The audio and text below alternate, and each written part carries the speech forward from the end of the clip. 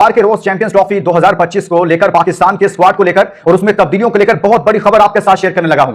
जो तब्दीलियों की बात हो रही थी उसमें एक बड़ी खबर सामने आ गई है। खबर यह है कि हारिस रऊफ मुकम्मल फिट नहीं है चैंपियंस ट्रॉफी को लेकर। तो क्या हारिस रऊफ को ड्रॉप किया जा रहा है? पीसीबी सर जोड़कर बैठा है। क्या फैसला होने जा रहा है? क्या उनकी जगह पर मोहम्मद आमिर को वापस लाया जाएगा? और मोहम्मद आमिर खुद भी हारिस रऊफ के फिट और अनफिट होने के मामले पर बोल पड़े हैं। मैं मुकम्मल डिटेल आपके सामने रखूंगा। इसी चैंपियंस ट्रॉफी 2025 के लिए पाकिस्तान की प्लेइंग 11 में क्या तब्दीलियां होने जा रही हैं? क्या बाबर आजम को ओपनिंग पोजीशन से हटाया जा रहा है? और इसके अलावा जो वन डाउन और मिडिल ऑर्डर में पाकिस्तान की प्रॉब्लम है, सऊद शकील और कामरान गुलाम को ट्राई करने के बाद अब क्या तब्दीली होने जा रही है?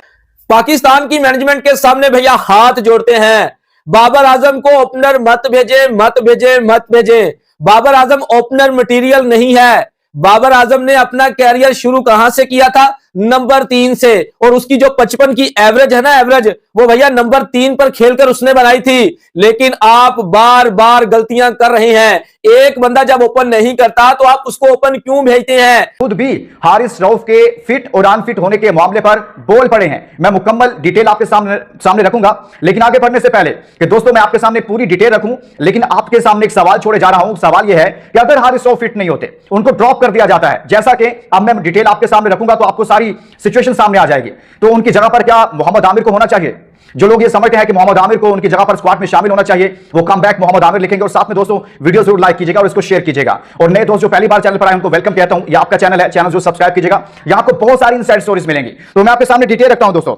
और दूसरी चीज, क्या अगर हारिस रऊफ, दूसरा सवाल भी, हारिस रऊफ अगर नहीं होते चैंपियंस ट्रॉफी में, मेरी दुआ है कि वो Haris Rauf champions trophy squad में मुकम्मल फिट होकर मौजूद हों, अनफिट होकर नहीं, मुकम्मल फिट होकर। लेकिन अगर वो नहीं होते तो क्या उनकी जगह पर किसी स्पिनर को होना चाहिए? साजिद खान, नोमान, सुफियान मुकीम, शादाब खान, आपके ख्याल में फिर इनमें से किसी को होना चाहिए या फिर मोहम्मद आमिर को? आपने एक नाम जरूर लिखना है कमेंट्स में जाकर। आप देखिए, सबसे पहले दोस्तों ये जो मसल स्ट्रेन का मसला हारिस रऊफ के साथ हुआ था, उसके बाद ये कहा जा रहा था कि हारिस रऊफ को इब्तदाई तौर पर ड्रॉप किया गया न्यूजीलैंड और ट्राई सीरीज में, पाकिस्तान, न्यूजीलैंड, साउथ अफ्रीका से। और मैं उसी वक्त आपको बताया था कि हारिस रऊफ साहब मुकम्मल फिट नहीं है, इसी वजह से उनको ड्रॉप कर दिया गया, वरना उनको स्क्वाड में रखा जाता और उनकी जगह पर किसी और लड़के को मैच दे दिया जाता। दो मैचेस थे बाकी, ना खिलाए जाते, लेकिन आकिफ जावेद को इसीलिए शामिल किया गया था। और अब मोहम्मद आमिर भी यही बात कर रहे हैं कि 6 हफ्तों के लिए हारिस रऊफ, अगर जो मसला बताया जा रहा है, अगर उनके साथ वही मसला है, उसकी नौयत वही है, तो वो तकरीबन कम से कम 6 हफ्तों के लिए क्रिकेट से दूर हो सकते हैं। और अगर पाकिस्तान क्रिकेट बोर्ड ये फैसला करता है, देखिए हारिस रऊफ जैसा बॉलर जो अभी फॉर्म में भी था, अच्छी बॉलिंग कर रहा था हारिस, अगर नहीं होता तो पाकिस्तान का नुकसान है, हारिस का तो है, लेकिन ये पाकिस्तान का भी बहुत बड़ा नुकसान है। लेकिन हारिस रऊफ जैसा बॉलर जो एक स्पीड गन है, जो पेस के साथ बॉल करता है, वो अगर 100% मुकम्मल फिट नहीं होगा तो ये पाकिस्तान का बहुत बड़ा नुकसान होगा। अगर आप उसे अनफिट खिलाएंगे, या आप पाकिस्तान के साथ ज्यादती करेंगे, या आप पाकिस्तान के साथ ब्लंडर करेंगे, और लाखों करोड़ों की तादाद में जो शायकीन क्रिकेट है, पाकिस्तान टीम के फैंस हैं, उनके साथ आप ज्यादती करेंगे कि एक बंदा जो फास्ट बॉलर है, पेस उसकी स्पेशलिटी है, उसको अगर आप 100% फिट ना होने पर उसको टीम में रख लेते हैं, मैच दे देते हैं, फिर मैच के दौरान दोबारा से वो अनफिट होता है, वो अपने ओवर्स मुकम्मल नहीं कर पाता, तो इसका नुकसान किसको होगा? पाकिस्तान को नुकसान होगा। उस मैच में, उस सिचुएशन के दौरान पाकिस्तान को नुकसान होगा। माजी में ऐसा हुआ, एशिया कप में नसीम शाह के साथ ऐसा हुआ, एक T20 वर्ल्ड कप में आई थिंक शहनशाह अफरीदी के साथ ऐसा हुआ, वो वर्ल्ड कप फाइनल था, आपको याद होगा वो सारा। फिर इसी तरह से हारिस रऊफ अभी अपने 4 ओवर, अपने बाकी के ओवर मुकम्मल नहीं कर पाए थे। तो ऐसी सिचुएशन में जब आप अनफिट लोगों को खिलाते हैं, जो मुकम्मल फिट नहीं होते, तो फिर आपको खुमियाजा भुगतना पड़ता है। फिर आपको पार्ट टाइम बॉलर से उनके ओवर्स मुकम्मल करवाना पड़ते हैं, जिसके नतीजा में आपका एक तो कॉम्बिनेशन तबाह होता है, दूसरा आपके जो पार्ट टाइम बॉलर होते हैं उनको मार पड़ती है, फेंटा पड़ता है, और दूसरी टीम पर जो प्रेशर होता है वो प्रेशर रिलीज हो जाता है। एकदम से एक बॉलर जो अच्छी बॉलिंग कर रहा होता है, 3 ओवर के बाद पता चलता है वो तो बाहर चले गए हैं। तो वो ऐसी सूरत में होता है जब कोई मुकम्मल फिट नहीं होता। ये इंटरनेशनल क्रिकेट है। तो पाकिस्तान क्रिकेट बोर्ड के सामने हाथ जोड़कर इल्तिजा है कि आप सर जोड़कर बैठिए, सोचिए। लेकिन अगर वो 100% 100% फिट है तो बिल्कुल हारिस रऊफ को खिलाएं। लेकिन अगर वो फिट नहीं है, और जिस तरह से साबिक क्रिकेटर्स भी बता रहे हैं, कुछ जैसे मोहम्मद आमिर ने भी बात की कि 6 हफ्ते लग सकते हैं ऐसी सिचुएशन में, तो लिहाजा आपको यह देखना पड़ेगा कि आपको अनफिट हारिस नहीं खिलाना। अगर उनकी जगह पर मोहम्मद आमिर को मैं बात कर रहा था, मोहम्मद आमिर को शामिल कर लिया जाता है। 31 साल हारिस रऊफ की एज है, 32 साल मोहम्मद आमिर की एज है, और दोनों की, मोहम्मद आमिर की इकोनॉमी है 4.77 और हारिस की इकोनॉमी है आई थिंक 5.87 या 7 समथिंग है। यानी कि बॉलर दोनों अच्छे हैं, लेकिन पाकिस्तान की सिचुएशन में मोहम्मद आमिर सबसे बेस्ट हैं। आप मोहम्मद आमिर को रखें, उनको रिटायरमेंट वापस लें, उनको स्क्वाड में रखें। अगर ऐसी सिचुएशन होती है कि हारिस अनफिट होते हैं, और यानी कि जो मशवरे चल रहे हैं, तो अगर आपको पता हो कि पाकिस्तान के जो साबिक क्रिकेटर्स हैं, जिसमें मोहम्मद आमिर हैं और इसके अलावा मोहम्मद हफीज हैं और अजहर अली वगैरह, यानी कि जो सिलेक्शन कमेटी के हिस्सा भी हैं, तो ये लोग जो है ये कई बार कह चुके हैं कि जो बाबर आजम है उनकी जो ओपनिंग की पोजीशन है उसको नहीं छेड़ना चाहिए, उसको अपनी पोजीशन पर बैटिंग करवानी चाहिए। और राशिद लतीफ साहब भी ये चीज कह चुके हैं कि जो बाबर आजम है उनको उनके ओरिजिनल नंबर पर बैटिंग करने देनी चाहिए, क्योंकि जो उनके जो करियर के सबसे ज्यादा रन हैं वो वन डाउन पोजीशन पर हैं, तो उनको ओपनिंग में जो वो ट्राई नहीं करना चाहिए। इससे उनकी परफॉर्मेंस पर जो है वो एक पड़ सकता है प्रेशर और वो परफॉर्म हो सकता है कि ना करें।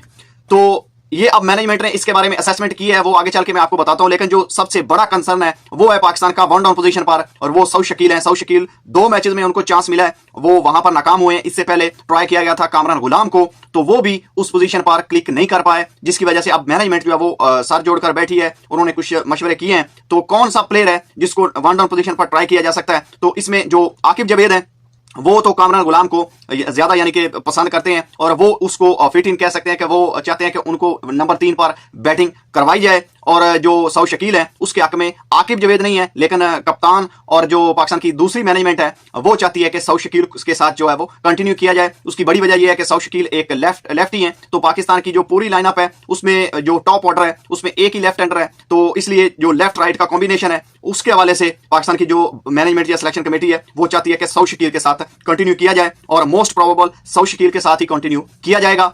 हालांकि आकिब जवेद ये नहीं चाहते, वो कामरान गुलाम को उस पोजीशन पर कंटिन्यू करवाना चाहते हैं।